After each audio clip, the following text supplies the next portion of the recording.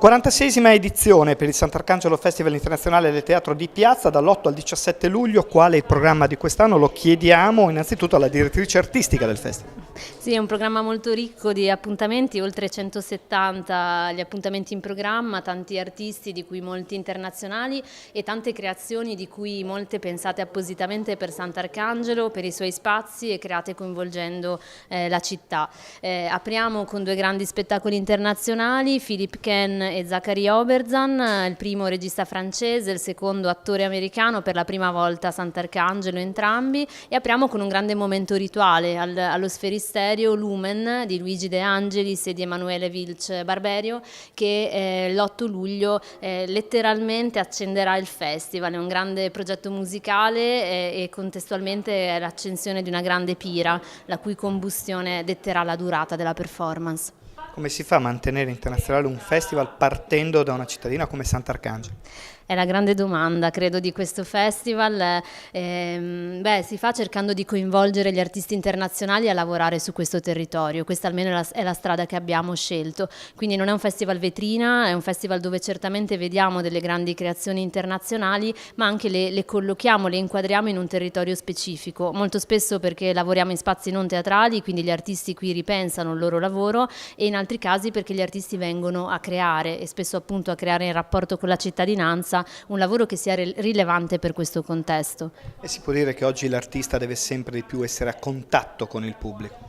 È senz'altro un aspetto che per Sant'Arcangelo è importante, non solo qui, vediamo anche altrove molti progetti relazionali nell'arte visiva, nel teatro e nella danza, e molti progetti partecipativi. La partecipazione naturalmente va anche messa in questione o va guardata con grande attenzione, cioè quali sono davvero i processi con cui si realizza e come stiamo coinvolgendo degli amatori, dei non professionisti in un progetto artistico. Senz'altro il festival è una piattaforma di contatto straordinaria tra artisti e spettatori e cittadini, e questo fa parte della sua storia e fa parte anche della crescita che ha avuto nella sua storia.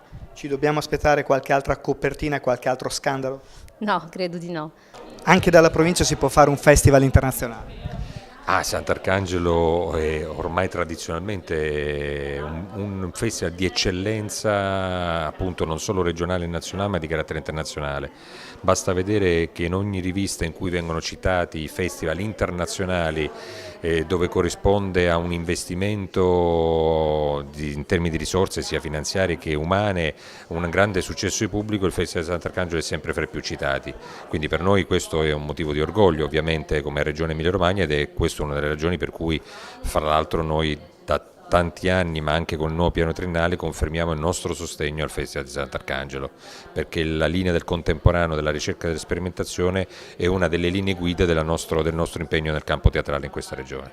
Avete aumentato le risorse per la cultura contro ogni previsione. Cosa vuol dire per la cultura per voi come Regione Emilia-Romagna? L'impegno della Regione con la nuova Giunta è un impegno importante, perché nell'arco di 2 anni abbiamo già raddoppiato il bilancio regionale destinato alla cultura e si auspica anche di incrementarlo ulteriormente entro la legislatura. Per noi significa tanto, perché significa ovviamente la crescita di un valore immateriale, intrinseco, che però, diciamo così, è cibo per la nostra anima, ma contemporaneamente anche crescita economica per la nostra realtà, perché la cultura nella nostra regione diventa occasione di richiamo turistico, di investimento anche in termini economici, occupazionali, di impresa. Noi contribuiamo alla formazione della ricchezza regionale per oltre il 5% del PIL regionale. Questo bisogna che lo capiscano in tanti, lo capisca anche molta parte del mondo privato, che dovrebbe fare ancora di più la sua parte nel sostenere appunto la cultura non soltanto come bene ancillare, ma anche come bene essenziale per la nostra regione. Molti privati lo stanno già facendo, auspichiamo che cresca questa sensibilità. Senta, Assessore, faccio una provocazione che poi è una cosa quasi da ridere: Food Valley, Motor Valley, Wellness Valley, quindi la regione possiamo accomunarla in una Art Valley? Sì, noi stiamo lavorando da anni su questa idea di un brand che sia Emilia-Romagna creativa, non solo cultura ma creatività, perché appunto anche il teatro, la ricerca, la sperimentazione è creatività. Ci stiamo lavorando, credo che qualche risultato lo stiamo cominciando ad ottenere. Il fatto stesso che anche chi amministra questa regione a partire dal suo presidente abbia deciso appunto di raddoppiare i fondi della cultura, evidentemente è la crescita di una sensibilità, di un'attenzione che prima era minore e che adesso si sta affermando. Ultima battuta su Sant'Arcangelo, tornando alla provincia appunto, se la provincia fa dei progetti che valgono, la regione li sostiene, non serve essere Rimini, Parma o Bologna? Assolutamente no, Anzi devo dire che molto spesso i progetti più belli e più ricchi arrivano proprio dalla, chiamiamola provincia, diciamo, dal territorio, da quelli che non sono le città blasonate.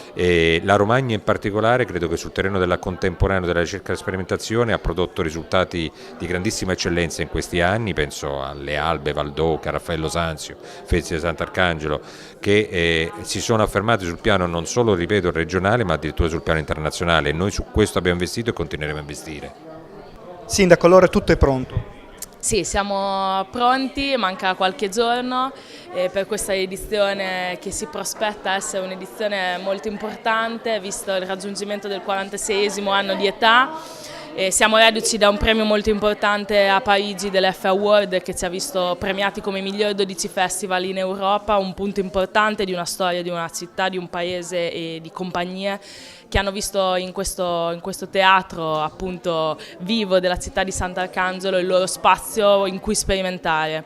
Un'edizione che parla della notte, che parla appunto del mondo immaginifico, di tutto quello che può essere, diciamo, quello che non si vede, e quindi un concetto molto diverso rispetto al tema e alla domanda, alla temperatura che lo scorso anno abbiamo messo in campo. E ovviamente il mio ringraziamento speciale e particolare va a Silvia Bottiroli per la chiusura della sua direzione artistica, una direzione artistica molto importante, precisa e con una visione chiara su quello che il Festival Teatro in Piazza rappresenta per Sant'Arcangelo e che deve andare a rappresentare anche i prossimi anni la nostra città nel mondo. Possiamo dire che la vocazione ormai di Sant'Arcangelo è creare i grandi artisti di piazza? Sì, creare gli artisti del contemporaneo che sperimentano, che utilizzano luoghi insoliti come appunto queste grandi fabbriche dismesse, queste piazze che solitamente sono abitate da abitanti magari anche di generazioni meno giovani e che ritrovano il luogo della piazza come luogo della discussione, e questo fa il teatro, credo che il teatro nelle nostre piazze appunto parli di questo. La presenza oggi dell'assessore regionale e del sindaco, presidente della provincia di Rimini, vuol dire che bisogna fare sistema tutti insieme? Sì, è una presenza molto importante, costante, quella della regione, veramente di supporto fondamentale. Io ringrazio sia il presidente che l'assessore regionale. Gnassi ovviamente è in questa storia perché il comune di Rimini è nostro partner da sempre, quindi è dentro il festival e nel festival, e credo sia importante la sua presenza qui sia come presidente della provincia di Rimini che come sindaco. Fra i tanti artisti del Sant'Arcangelo Festival Internazionale del Teatro in Piazza abbiamo incontrato Bukra Wisen. L'idea nasce da un invito che lei ebbe anni fa dalla Biennale di Marrakech, e le diedero carta bianca per ideare uno spettacolo, una performance. Sì, questa è una biennale che solitamente dà spazio agli artisti per lavori di arte visiva, insomma, e le diedero questa opportunità di fare questo lavoro performativo, come aveva detto, piena carta bianca, utilizzando delle donne non professioniste. Mi ha subito pensato, immaginato di coinvolgere persone di ogni età, proprio dai ragazzini, dai bambini giovani a persone più anziane, perché gli era stata proprio data questa possibilità di andare a spaziare, insomma, in un coinvolgimento molto ampio di persone. Quindi figure, personalità, persone normali della vita comune che normalmente non vediamo sul palcoscenico, quindi prese dalla vita reale. Interessante poi da vedere a Sant'Arcangelo i primi 10 anni di festival 1971-1980, l'archivio Sant'Arcangelo dei Teatri presso la Galleria Antonio Baldini all'interno della biblioteca.